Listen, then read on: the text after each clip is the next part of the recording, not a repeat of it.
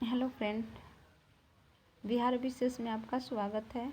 आज हम बात करने वाले हैं प्राचीन बिहार का शासन प्रबंधन।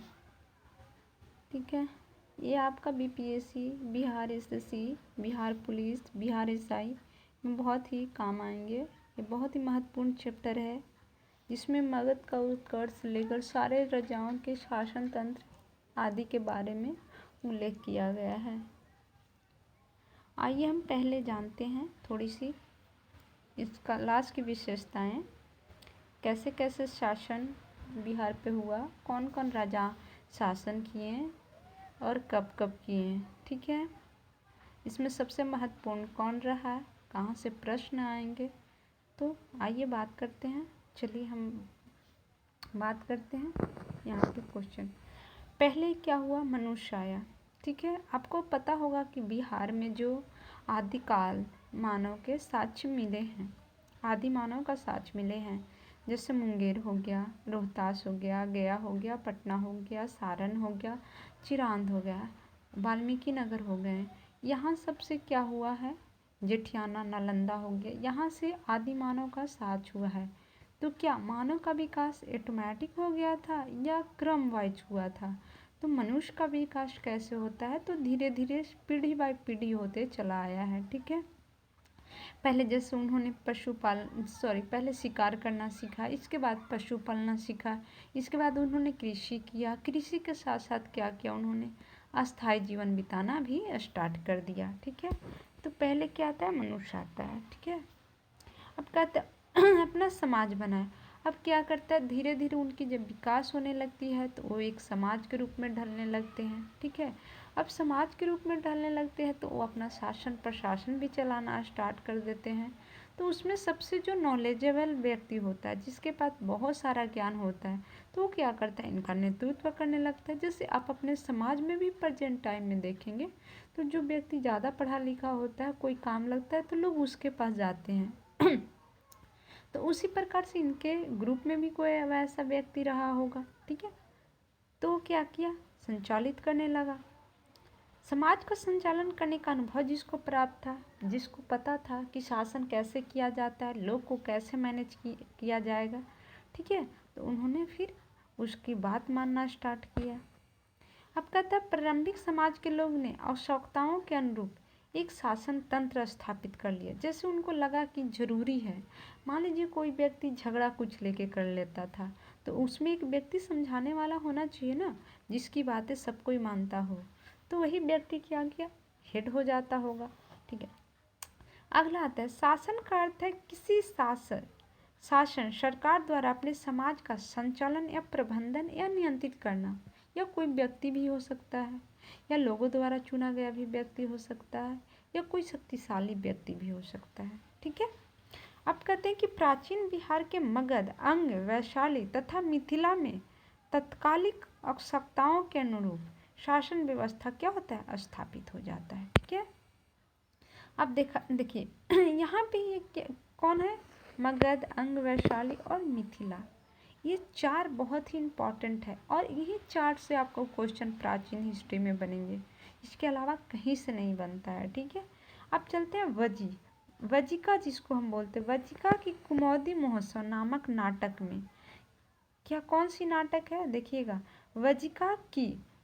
वजिका एक व्यक्ति है, उनकी कुमुदी महोत्सव नामक नाटक में कहता है कि 700 ईस्वी पूर्व से लेकर 700 ईस्वी तक राजवंशों का वर्णन मिलता है। मतलब कि प्राचीन हिस्ट्री का वर्णन है। बिहार का प्राचीन शासक की बात करें तो है तितिस्कु, शौधुमन, नामगो दिसात, इक्ष्वाकु, नेमि, निधि आदि, ये सब प्राचीन राजाएं हैं जो साहित्य में इनकी क्या होती है, वर्णन मिलती है। पुराणों में प्राचीन बिहार के 16 संप्रभु राजाओं का भी वर्णन, जो संप्रभु राजा जो महाजनपद है उनकी बातें कर रहा है। ठीक है, चलिए अब बिहार की बात करेंगे, हम पूरे इंडिया की बात नहीं करेंगे, सिर्फ बिहार की बात करेंगे।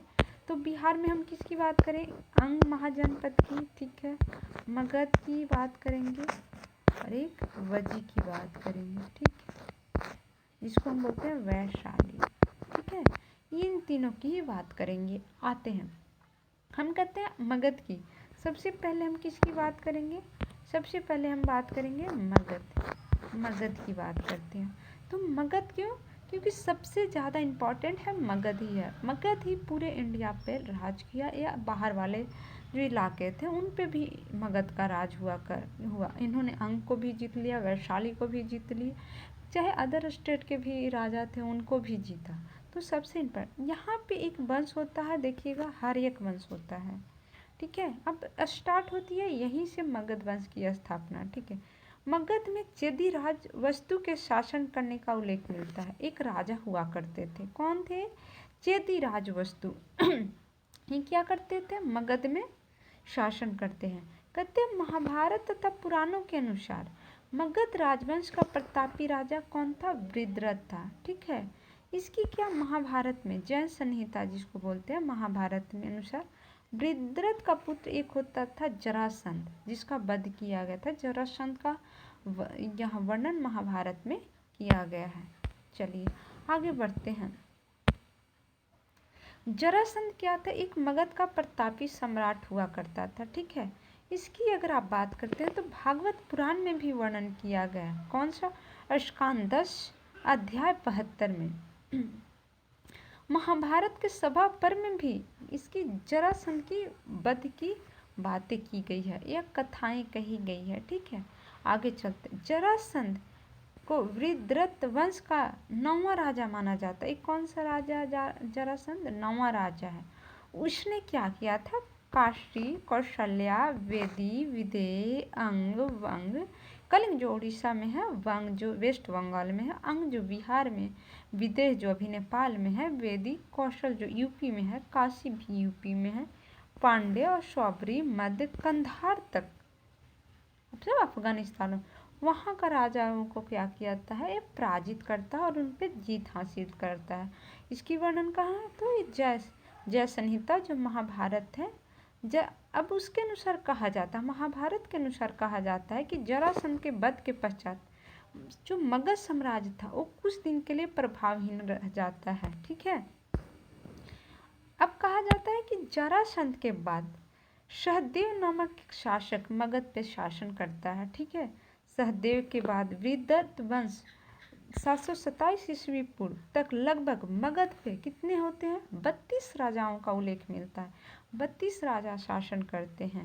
इसके बाद क्या होता है? मगध और अंग के बीच हमेशा क्या होती है? प्रतिस्पर्धा लगी रहती है, मतलब जितने की होड़ लगी रहती है। वृत्रथ वंश का अंतिम राजा रिपुंजय था। ये जो 32वां राजा की बात करता है ये रिपुंजय था। ठीक है, आप चलिए, अब क्या करता है? जिसकी हत्या क्या करता है? मंत्री पुलिक, जो पुलिक है रिपुंजय का मंत्री है पुलिक, वो क्या करता है? इसको हत्या कर देता है और अपने वो नाबालिग पुत्र को क्या करता है? मगध के सिंहासन पर बैठाता है। इससे नाराज होके जो पुलिक का मंत्री होता है भटिया समांत होता है, वो क्या करता है? इसको हत्या कर देता है, जो राजा नाबालिग राजा होता है, और मगध पे खुद बैठता है। अब भटिया का पुत्र कौन होता है? बिंबिसार होता है, और बिंबिसार से ही मेन कहानी मगध का स्टार्ट होता है, मतलब उत्कर्ष यहीं से होता है। मगध का उल्लेख की अगर बात करें तो आपको देखने को अथर्ववेद में मिलता है, दीपवंश में मिलता है, महावंश में मिलता है और पुराण में भी मिलता है। ठीक है, आप आगे देखिएगा। हर एक वंश के बाद बिंबिसार आता, हर एक वंश की बात है, सॉरी वृत्रथ वंश के बाद आता है हर्यक वंश। इसकी अगर शासनकाल देखेंगे तो कौन है? बिंबिसार आता है। 544 से 492 ईस्वी पूर्व होता है। ठीक है, अब बात करते हैं, चलिए यहाँ पे। अब ये सबसे प्रतापी सम्राट होता है, ये किसका पुत्र है? भटिया का पुत्र। कौन है? बिंबिसार, जो कि मगध की गद्दी पर बैठा है। मगध में एक नवीन हर्यक वंश का क्या करता है? स्थापना। बाप ने स्थापना किया था, बट ये अच्छे तरीके से किया। वास्तविक अगर संस्थापक माना जाए तो बिंबिसार को। बौद्ध ग्रंथ के महावंश में इसका टाइम पीरियड 492 ईस्वी पूर्व तक है, जो कि कहा जाता है कि ये 52 वर्ष तक क्या किया है? शासन किया है। और अगर पुराण की बात करते हैं तो ये क्या कहते हैं? 28 वर्ष तक शासन किया है। इसके अनुसार ये कहा जाता है कि बौद्ध ग्रंथ जो महावंश है उसके अनुसार कहा जाता है कि सिहली मतलब जो श्रीलंका है उस पर भी इसने शासन किया था। और ये 15 वर्ष की अल्प आयु में क्या करता है, मगध का शासक बनता है। ठीक है, अगला आप देखिएगा, 1 मिनट। अरे वही अगर आप देखेंगे तो कहता है बौद्ध ग्रंथ के अनुसार एक कितने गाँव, 80,000 गाँव मतलब जनपद को अधिपति था, मतलब राजा था। इसे मिला जुला के कई गांव को क्या कहा जाता था, आपन्य कहा जाता था। मतलब कई गांव मिला के क्या कर, कई गांव गांव प्लस गांव, ये गांव मिला के क्या बना जाता था, आपन्य बनाया जाता था। ठीक है, आगे आइए। जब प्रारंभ इसकी बात किया जाए राजधानी की तो कहाँ थी, ग्रीवरज। अब इसी को ये क्या करता है, यहाँ पे राजगृह है, राजगृह में क्या करेगा, एक दुर्ग बनवाएगा। ठीक है, एक दुर्ग बनवाता है। ठीक, और यहाँ पे क्या करता है, राजगृह नाम देता है, इसको क्या करता है, राजगृह नाम देता है। और ग्रीवरेज के ये क्या होता है, जो राजगृह है वो ग्रीवरज है उसका बहिर्भाग में होता है, लेकिन ये क्या करता है बाद में वहाँ से राजगीर जो राजगृह है यहाँ पे महल बना के शिफ्ट हो जाता है। ठीक है, उसने अब क्या किया, अब अपने राज को विस्तार करना स्टार्ट करता है। तो इसके लिए इसने क्या किया, वैवाहिक संबंध स्थापित किया। ठीक है, राज विस्तार करने के लिए। ठीक है, और मित्रता भी किया। अब देखिएगा, कौशल नरेश प्रसिद्ध है। ठीक है, इसकी जो तक्षशिला विश्वविद्यालय से क्या किया है, स्नातक है। इसकी बहन होती है, उसका नाम होता है महाकौशल्या। महाकौशल्या से क्या कर लेता है, विवाह कर लेता है। कौन, बिंबिसार करता है। अब इसे जो विवाह में काशी मिलता है, किस लिए मिलता है, और 1 लाख यहाँ से जागीर प्राप्त होता था हमेशा। तो श्रृंगार के लिए क्या करता है, प्रसेनजीत जो राजा था वो बिंबिसार को दे देता है काशी। तो ठीक है, इसी से इसका पुत्र कौन होता है, कुनिक होता है, अजातशत्रु का जन्म होता है। फिर आगे क्या करता है बिंबिसार, एक शादियां और करता है।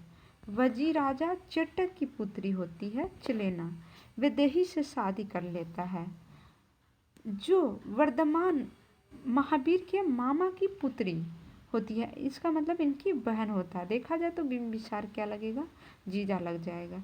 अब चिलेना विदेही से बिंबिसार का पुत्र कौन होता है, हल और बेहल होता है।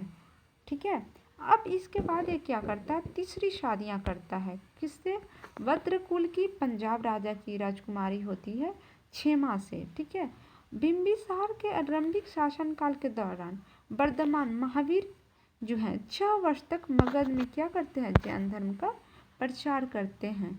फिर इसके बाद क्या करते हैं, राजगृह में अनेक चतुर्मास व्यतीत करते हैं।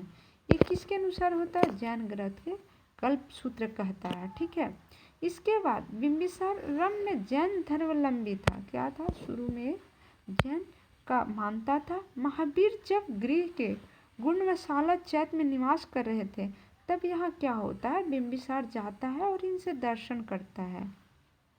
इसने फिर कहा कि जीव हत्या और बलि प्रथा पर राजकीय रोक लगा दी थी। ठीक है, महावीर के अहिंसक नीति का एक पालक था, ये अहिंसा नहीं करना चाहता था। उसकी शासन व्यवस्था नियंत्रित दंड विधान, पुलिस एवं गुप्तचर व्यवस्था भी सशक्त थी। कृषि, शिल्प, कारीगर, विद्वान राजकोष की सहायता प्रदान की जाती थी। वहीं महापात्र, सेनापति, व्यवहारिक अनेक प्रकार की क्या थी, इनके पदाधिकारियां थे। इसका उल्लेख कहाँ आपको देखने को मिलेगा, जैन और बौद्ध दोनों ग्रंथों में मिलती है। अब यहाँ पे चीनी यात्री जो है वेनसोंग है, बिंबिसार के मार्ग जो है पुल का उल्लेख किया है। ठीक है, बिंबिसार पुल का उल्लेख किया है। ये कहता है कि वहाँ पे जो उपज का जो कर लिया जाता था 1/6 भूमि कर लिया जाता था। कई महाजनपदों में क्या करते थे, यहाँ के राजदूत निवास करते थे, कहाँ पे, राजगृह में। ठीक है, अब बिंबिसार के बारे में कहा जाता है कि वो पहला भारतीय राजा था जिसने अस्थायी सेना बनाई थी, उसके कारण उसे सैन्य कहा जाता था। इसने क्या किया, युद्ध में पहली दफा ही हाथी का प्रयोग किया था। वहीं अगर देखा जाए तो 16 महाजनपदों से इसकी प्रतिस्पर्धा रहती थी। ठीक है, 16 महाजनपदों की आप बात करते हैं तो इसमें मगध, कोशल, काशी, अंग, वजी, मल्ल, चेदी, वस्त, कुरु, पंचाल, मत्स्य, सुरेशन, आश्मक, अवंती, गंधार और कमोज था। ठीक है। मगध बिंबिसार के समय उत्तरोत्तर तक विकास किए जा रहा था, मतलब उत्तरी भाग में फैल रहा था। जैन तीर्थकार पार्श्वर एवं महावीर के कारण मगध का क्या होता है, महत्व और बढ़ता है। बिहार जैन धर्म में 16 महाजनपदों का भी क्या है, विस्तार मिलता है। वहाँ जैन धर्म का बहुसंख्यक धर्म हुआ करती थी, मैंने बहुत सारे लोग इस धर्म को माना करते थे। बिंबिसार के शासनकाल में मगध का विस्तार संपूर्ण बिहार में हो गया था। उसका प्रभाव अगर देखा जाए तो कोशल, मद्र, लिच्छवी, अवंती, गंधार और कम्बोज, पंचाल, मत्स्य तक बढ़ गया था। यहाँ तक की बात किया जाए कि अवंतिका नरेश पुरोधत थे, उनसे मैत्री स्थापित कर लेता है और मगध का प्रभाव और बढ़ जाता है। विदुर, पंडित, जातक, मावज्ञ तथा शून्य दंड सूत्र में बिहार अंग पे विजय की पुष्टि करता है। नेक्स्ट क्लास में हम बात करेंगे इससे आगे। ठीक है। वॉच करने के लिए थैंक यू। आप लोग देखते रहिए बिहार स्पेशल क्लास, आपको बहुत ही सहायक सिद्ध होगी। Thank you.